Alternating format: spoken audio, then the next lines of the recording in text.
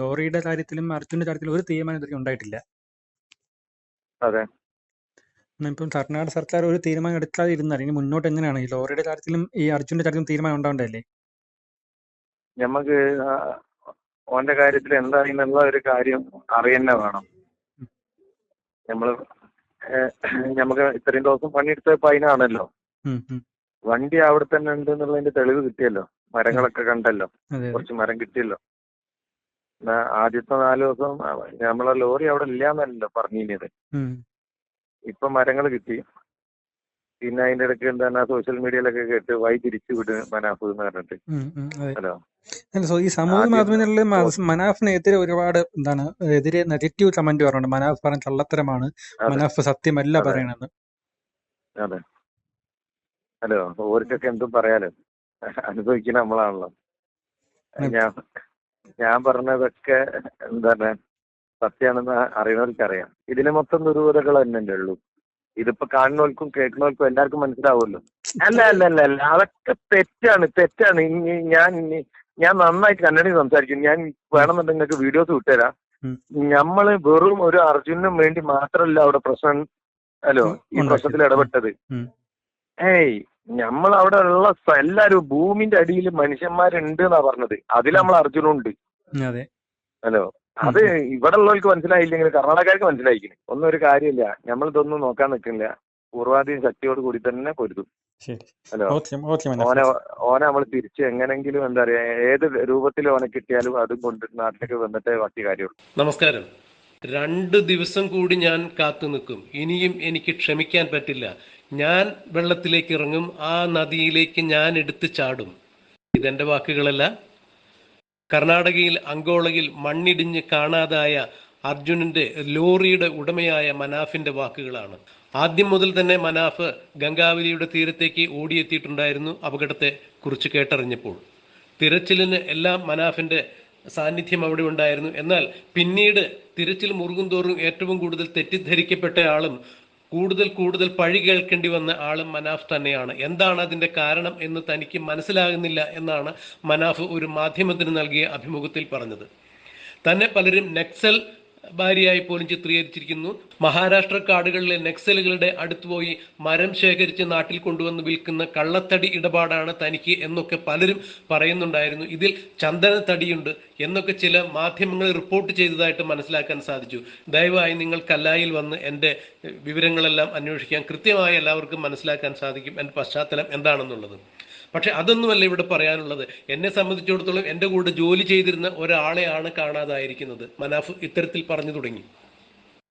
അവൻ കരയിലുണ്ടാകും എന്നാണ് ആദ്യം കരുതിയിരുന്നത്. പിന്നീട് കരയിലില്ല എന്ന് മനസ്സിലാക്കിയപ്പോൾ വെള്ളത്തിലാണ് ലോറി ഉള്ളത് എന്ന് കണ്ടെത്തി കഴിഞ്ഞപ്പോൾ ഉള്ള പ്രതീക്ഷകളെല്ലാം പോയി. കാരണം കരയിലാണെങ്കിൽ മണ്ണിനടിയിൽ ഏതെങ്കിലും വിധത്തിലൊക്കെ ജീവൻ തിരിച്ചു കിട്ടും എന്നാണ് കരുതിയിരുന്നത്. എന്നാൽ ഇത്രയും ദിവസം വെള്ളത്തിനടിയിൽ കഴിയുക എന്നുള്ളത് പ്രയാസകരമായിരിക്കും. ഇപ്പോൾ ഒരേ ഒരു പ്രാർത്ഥനയുള്ളൂ, അവൻ്റെ ശരീരമെങ്കിലും ഞങ്ങൾക്ക് കിട്ടണേ. അവൻ്റെ വീട്ടിൽ അതെങ്കിലും കൊണ്ടുപോയി കൊടുക്കാൻ എനിക്കായില്ലെങ്കിൽ പിന്നെ ഞാൻ എന്തിന് ജീവിച്ചിരിക്കണം എന്ന അർത്ഥത്തിൽ തന്നെയാണ് മനാഫ് വളരെ വൈകാരികമായി തന്നെ സംസാരിച്ചത്. തിരച്ചിൽ നിർത്തേണ്ട യാതൊരു ആവശ്യവും ഉണ്ടായിരുന്നില്ല കർണാടക സർക്കാരിന്. കർണാടക സർക്കാരിന്റെ ഭാഗത്ത് നിന്നും ഉണ്ടായിട്ടുള്ള അലംഭാവങ്ങൾ എത്രയാണെന്നുള്ളത് ഞാൻ വേണമെങ്കിൽ എണ്ണി പറയാം. പക്ഷേ ഇപ്പോൾ അതിന് പറ്റിയ അവസരമില്ല. ഏത് വിധേനയും നമുക്ക് അർജുനെ കണ്ടെത്തണം. ലോറി അടിയിലുണ്ടെങ്കിൽ അത് പൊക്കിയെടുത്ത് അതിൻ്റെ ഉള്ളിൽ അവനുണ്ടെങ്കിൽ അവനെ കണ്ടെത്തണം. ഇത് തന്നെയാണ് എൻ്റെയും താല്പര്യം. എന്നെ സൈബർ മീഡിയയിലടക്കം പല വിധത്തിൽ ചിത്രീകരിച്ചു അർജുൻ്റെ വീട്ടുകാരെയും. ഇതിലൊന്നും എനിക്ക് വിഷമം തോന്നുന്നില്ല. പക്ഷേ ഏത് വിധേനയും അർജുനെ കണ്ടെത്തണം എന്ന് തന്നെയാണ് തൻ്റെ ആഗ്രഹം എന്നാണ് മനാഫ് ഒരു മാധ്യമത്തിന് നൽകിയ അഭിമുഖത്തിൽ പറഞ്ഞത്. 2 ദിവസം കൂടി ഞാൻ കാക്കും. 2 ദിവസം. കർണാടക സർക്കാരിന്റെ ഭാഗത്ത് നിന്നോ കേരള സർക്കാരിന്റെ ഭാഗത്ത് നിന്നോ അർജുനെ അന്വേഷിക്കാനുള്ള തീരുമാനം പുനഃപരിശോധിച്ചില്ല എന്നുണ്ടെങ്കിൽ, വീണ്ടും ഒരു അന്വേഷണം നടത്തിയില്ല എന്നുണ്ടെങ്കിൽ ഗംഗാവലി പുഴയിലേക്ക് ഞാൻ എടുത്ത് ചാടും. ഞാൻ പരിശോധനയ്ക്ക് ഇറങ്ങും. എനിക്ക് എന്ത് തന്നെ സംഭവിച്ചാലും കർണാടക സർക്കാരോ കേരള സർക്കാരോ അതിന് മറുപടി പറയേണ്ടതായി വരും എന്ന് തന്നെയാണ് വളരെ വൈകാരികമായി മനാഫ് മാധ്യമത്തിന് നൽകിയ അഭിമുഖത്തിൽ പറഞ്ഞത്. എന്നെ എന്തിനാണ് ആളുകൾ ഇങ്ങനെ മോശമായി ചിത്രീകരിക്കുന്നത് എന്ന് എനിക്കറിയില്ല. എന്നാൽ അത്തരം കാര്യങ്ങൾ സംസാരിക്കാനുള്ള ഒരവസരമല്ല ഇത്. കഴിയുന്നത്ര വേഗത്തിൽ ഒരു നിമിഷം പോലും നഷ്ടപ്പെടുത്തുന്നത് നമുക്ക് അപകടം തന്നെയാണ്. ഏതെങ്കിലും വിധത്തിൽ ഇനി അർജുൻ ലോറിയിലുണ്ടെങ്കിൽ അല്ലെങ്കിൽ മണ്ണിലോ പുഴയിലോ എവിടെയെങ്കിലും ഉണ്ടെങ്കിൽ കണ്ടെത്തേണ്ടത് വളരെ ആവശ്യം തന്നെയാണ്.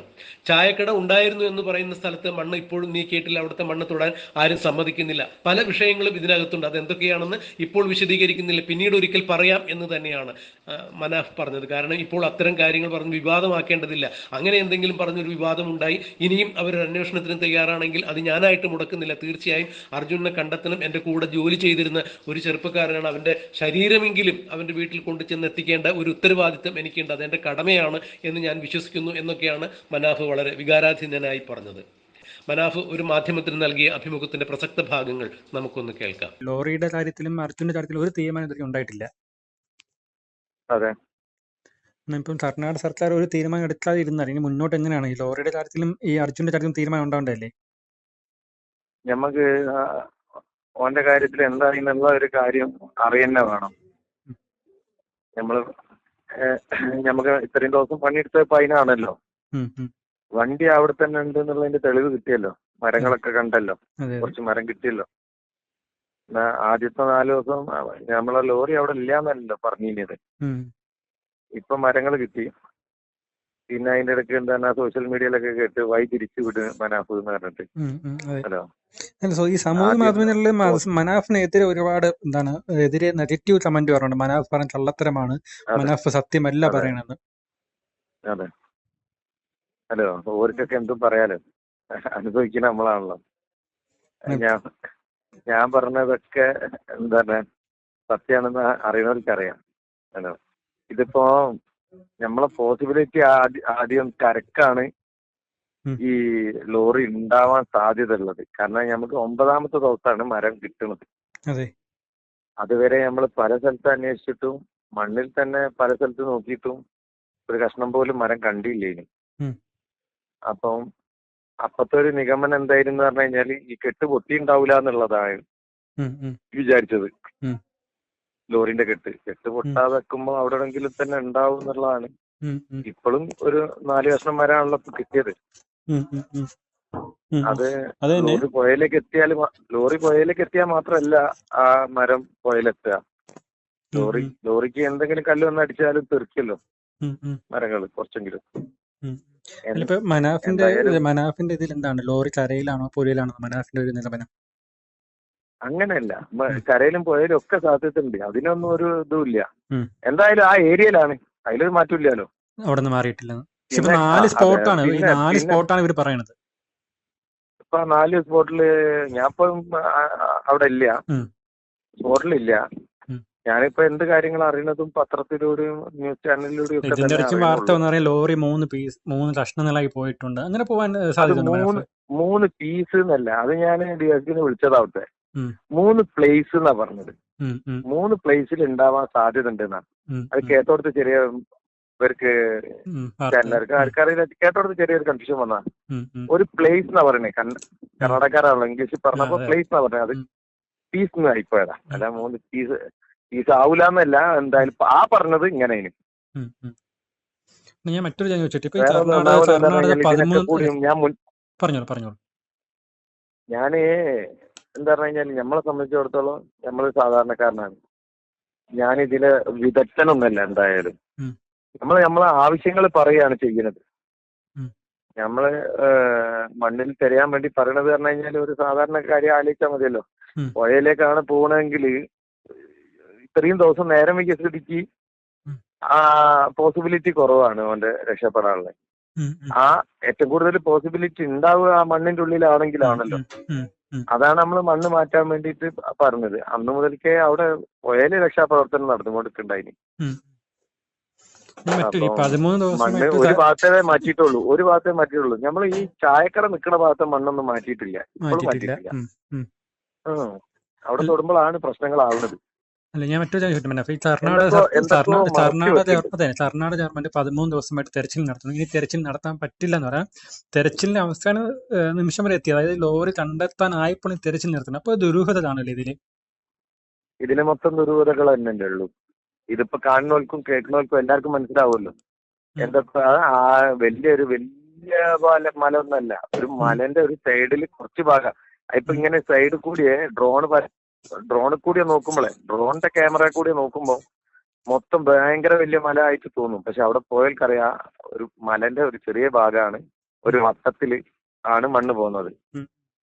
അതും നല്ല മണ്ണുണ്ട്, ഇല്ലാന്നല്ല ഞാൻ പറയാം. അതിന്റെ ആ മണ്ണില് എവിടെങ്കിലും ഒന്ന് ഉണ്ടാവുമല്ലോ, മണ്ണിലോ പുഴയിലോ ഈ വണ്ടി. അതെ അതെ വേറെ എവിടെയും പോകാനില്ലല്ലോ. ഇതിനെ തന്നെ പല ആൾക്കാരും പല രൂപത്തിലേക്ക് ഇതിനെ കൊണ്ടുപോകുന്നതാണ് വിഷമമുള്ള കാര്യം. ല്ലോ. പല ഈ പറയാൻ ഇത്രയും പോലും എനിക്ക് ഇത്രയും അർത്ഥമാവില്ല. മനസ്സിലായി, അത്രമാത്രം ഒരു മലയാളിയുടെ ജീവൻ രക്ഷിക്കാൻ വേണ്ടി കർണാടക സർക്കാർ അല്ല ഇത്രയും അല്ല അല്ല അല്ല അതൊക്കെ തെറ്റാണ്. ഞാൻ നന്നായിട്ട് കന്നഡയിൽ സംസാരിക്കും. ഞാൻ വേണമെന്നുണ്ടെങ്കിൽ നിങ്ങൾക്ക് വീഡിയോസ് വിട്ടുതരാം. ഉം, നമ്മള് വെറും ഒരു അർജുനും വേണ്ടി മാത്രമല്ല അവിടെ പ്രശ്നം ഈ ഉണ്ടാക്കിയത്. പ്രശ്നത്തിൽ ഇടപെട്ടത്. ഉം, ഏയ് നമ്മൾ അവിടെ ഉള്ള എല്ലാരും ഭൂമിന്റെ അടിയിൽ മനുഷ്യന്മാരുണ്ട് എന്നാ പറഞ്ഞത്. അതിൽ നമ്മൾ അർജുനുണ്ട്. അതെ ഹലോ, അത് ഇവിടെ ഉള്ളവർക്ക് മനസ്സിലായില്ലെങ്കിൽ കർണാടകക്കാർക്ക് മനസ്സിലായിക്കുന്നു. മനസ്സിലായി. ഇപ്പൊ മൊത്തം കാര്യങ്ങൾ ഏറ്റെടുത്ത മലയാളികളെല്ലാലും അവിടെ നടന്നുകൊണ്ടിരിക്കുന്നതൊക്കെ കർണാടകക്കാരാണല്ലോ. അതെ കർണാടകയിലെ സാധാരണ ജനങ്ങള് ഇവിടുത്തെ കേരളത്തിന് മാതിരിയല്ല. കർണാടക വലിയൊരു സ്റ്റേറ്റ് ആണ്. ആ സ്റ്റേറ്റിന്റെ പല ഭാഗത്തുനിന്ന് ആളുകൾ ഇപ്പൊ അവിടെ വന്നുകൊണ്ടിരിക്കുകയാണ് അതെ പല സ്ഥലത്തും. പിന്നെ നമ്മളായിട്ട് പിന്നെ എന്താണ് ആ വിഷയത്തിന് കർണാടകയിൽ വലിയൊരു പ്രശ്നമാക്കണ്ടല്ലോ എന്ന് ആക്കണ്ട. വിചാരിച്ചിട്ടാ. ഈ അതുകൊണ്ടാണ് നിർത്തിവെച്ച തെരച്ചിൽ ഇത് തുടരും എന്നതിന് മനസ്സിന് ഉറപ്പുണ്ടോ? ഈ നിർത്തിവെച്ച തെരച്ചിൽ തുടരാൻ ഇപ്പൊ ഒരു സാധ്യത? 4 ദിവസത്തേക്ക് നിർത്തി വെച്ചിരുന്നു പറയുന്നത്. 2 ദിവസം കൂടി ഞാൻ കാത്തു നിന്നിട്ട് ഞാൻ രണ്ടാമത് ഇറങ്ങും. ഹലോ, ഇപ്പൊ വീണ്ടും ഒരു ഇറങ്ങുന്നുണ്ട്. പല കാരണത്താലാണ് ഇപ്പം മിണ്ടാതെ നിൽക്കുന്നത്. ഞാൻ പിന്നെ നിങ്ങളെ ചാനൽ നിങ്ങൾ ചോദിച്ചതിനോട് ഞാൻ മറുപടി പറഞ്ഞെന്നുള്ളൂ. ഇനിയിപ്പോ 2 ദിവസം കൂടി നിർത്തിവെക്കേണ്ട ഒരു ആവശ്യം ഉണ്ടായിരുന്നു തെരച്ചില്? നിർത്തി വെക്കേണ്ട ആവശ്യമില്ല. ഇനി നമ്മളിപ്പോ ഇവിടുന്ന് കേരളത്തിൽ നിന്ന് ഈ പ്രഷർ ഇട്ടതിനോണ്ടാണല്ലോ ഇപ്പൊ ഇത് ഈ തെരച്ചിലൊക്കെ ഈ ഇത്രയെങ്കിലും ഒരു കാട്ടിയത്. അതെ അതെ നമ്മളിതിന് പ്രതികരിച്ചില്ലെങ്കിൽ എന്താവേനു? ഇത് സാധാരണ ആ റോഡൊക്കെ ഒന്ന് ക്ലിയർ ആക്കി വണ്ടികൾ ഓടാൻ തുടങ്ങി. ഇപ്പൊ വണ്ടികൾ ഓടാൻ തുടങ്ങി. വണ്ടികൾ അന്നേ ഓടിയിട്ട് ഇതെന്താവേനു? എല്ലാവർക്കും എന്താ ആരെങ്കിലും വന്ന് എന്തെങ്കിലും ഒരു പറയുന്ന ആളുകൾക്ക് ബോഡി കിട്ടിയ ആൾക്കാർക്ക് 5 ലക്ഷം റുപ്യ കർണാടക ഗവൺമെന്റ് കൊടുത്ത് ഇത് തീർക്കേനു. കിട്ടാത്തവരോട് പറയും ഇവിടെ ഇല്ല എന്ന് പറയും. അതല്ലേ നമ്മളോട് പറഞ്ഞതാണല്ലോ. അത് ലോറി ഒന്നും അവിടെ ഇല്ലെന്നാണ് ആദ്യം പറഞ്ഞത്. 4 ദിവസം വരെ ലോറി ഇല്ലാന്നാണ്. 4ാമത്തെ ദിവസം രാത്രിയാണ് എന്താവണത്? കേരളത്തിൽ നിന്ന് ജനങ്ങളെ ഇളകി വന്നത്. ആ ഇളക്കത്തോട് കൂടി എന്തായി? ഇപ്പം ലോറി ഉണ്ട് എന്നുള്ളത് പറഞ്ഞല്ലോ. അതെ അതെ ഒരുപാട് ഇതിന് വേറെ ഒന്നുണ്ട്. ഒന്നാമത് എന്താ പറഞ്ഞാല് ഞാനിതില് നമുക്ക് ഇതൊക്കെ ലൈഫിൽ ആദ്യമായിട്ടുള്ള ഒരു സംഭവം. ഞാന് ഒരു മതമോ ഇതോ നോക്കാതാണ് ഇതിനു വേണ്ടിയിട്ട് ഓടി നടന്നത്. ഇതിനൊക്കെ കൂടി ഇപ്പൊ വർഗീയമായിട്ടാക്കി ആളുകൾ ഇങ്ങനെ ഓരോന്ന് സംസാരിക്കുന്ന കേൾക്കുമ്പോൾ ഭയങ്കര വിഷമമുണ്ട് മനസ്സിന്. അതിനെതിരായിട്ട് ആളുകൾ പറയുന്നുണ്ട്. അത് സന്തോഷം. പ്രതികരിക്കണം. ഇങ്ങനത്തെ ആളുകളൊന്നും വളരാൻ വിടരുത്. നിങ്ങളെ ചാനൽ ഏതാ എന്താ ഒന്നും എനിക്കറിയില്ല. പക്ഷെ എന്താ പറഞ്ഞു കഴിഞ്ഞാല് 4 ആൾ അറിയണതൊക്കെ എന്താ പറഞ്ഞു കഴിഞ്ഞാല് ഇത്ര ക്രിട്ടിക്കൽ സ്റ്റേജിൽ നിൽക്കുകയാണ്. മൊത്തം ലോകത്തുള്ള മലയാളികളും മറ്റുള്ള ആളുകളും ഇതിന് അർജുനും വേണ്ടി പ്രാർത്ഥിച്ചു കൊണ്ടിരിക്കുമ്പോൾ പല ചാനലുകാരും ഇതിനെ അനാവശ്യ വിവാദമാക്കാണ്. ഞാൻ അത്ഭുതപ്പെടുകയാണ്. ചില ഇപ്പൊ ഒരാൾ അയച്ചെന്ന ഒരു ചാനല് മറ്റേ ഞാന് മഹാരാഷ്ട്രയിലൊക്കെ നെക്സൽ ആളുകൾ ഉണ്ടല്ലോ കാട്ടിൽ. ഓരോരുത്തരും മറ്റേ കള്ളമരങ്ങൾ വാങ്ങണ ആളുകളാണെന്ന് വരെ പറയുന്നു. നിങ്ങൾക്ക് എല്ലാവർക്കും വന്നാൽ മനസ്സിലാവും. കോഴിക്കോട് കല്ലായിലാണ് സ്ഥാപനം. സാഗർ പേരുമ്പറന്നാണ് പേര്. സകലമാന കാര്യങ്ങൾ അന്വേഷിച്ചോളി. ഹലോ, അതൊന്നും ഒരു കുഴപ്പമില്ല. പക്ഷെ ഞാൻ പറയാണ് എന്താണെന്ന് കഴിഞ്ഞാല് എന്തൊക്കെ ഓരോരുത്തർ ചെറിയ വ്യൂസിനും വേണ്ടിയിട്ട് ചെയ്ത് കൂട്ടുന്നത്. ഒന്നും ഒരു കാര്യമില്ല. നമ്മളിതൊന്നും നോക്കാൻ നിൽക്കില്ല. പൂർവാധീന ശക്തിയോട് കൂടി തന്നെ പൊരുതും. ഹലോ, ഓനെ നമ്മൾ തിരിച്ച് എങ്ങനെങ്കിലും എന്താ പറയാ ഏത് രൂപത്തിൽ ഓനെ കിട്ടിയാലും അതും കൊണ്ട് നാട്ടിലേക്ക് വന്നിട്ടേ ബാക്കി കാര്യമുള്ളൂ.